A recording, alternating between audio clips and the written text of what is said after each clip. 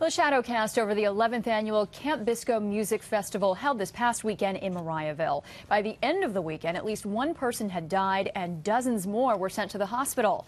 Chris Gloninger spoke exclusively with one of the festival goers, and she explains what she saw behind the gates. All of a sudden, I felt dead weight on me, and I looked over, and this guy had his eyes rolled in the back of his head, and his body was pulsing in a really weird way, and I just kind of turned and ran and started screaming. Alexandra DiGiacinto saw someone have what appeared to be a seizure right in front of her at Camp Bisco. This wasn't the only medical emergency that took place at a concert attended by thousands. I heard some ambulance sirens going on. Between Thursday and Sunday, Ellis Medicine treated 35 patients that were from Camp Bisco, 12 of which were admitted to the hospital, mostly with drug-related problems.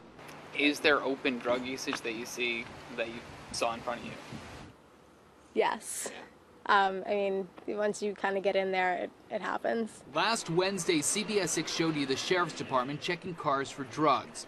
According to DiGiacinto, not only were drugs present, they were being sold there as well. Bath salts.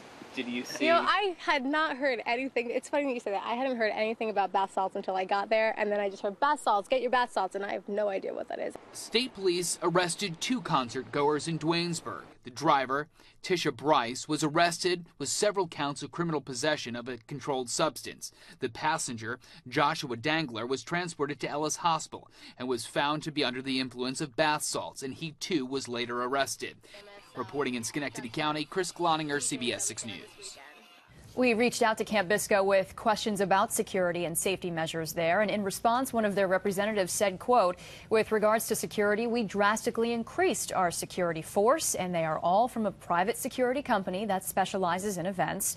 With regards to traffic, we hired one of the top companies in traffic management in order to get patrons best in and out of the festival. By all reports, it was a success. Town and state officers patrol the streets as a supplement to the festival plans."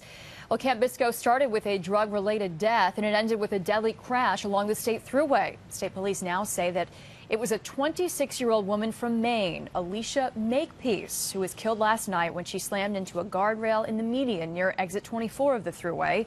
Her passenger, who's from New Hampshire, was sent to Albany Medical Center with a broken leg. Police are still waiting for toxicology results to determine whether alcohol or drugs might have been involved.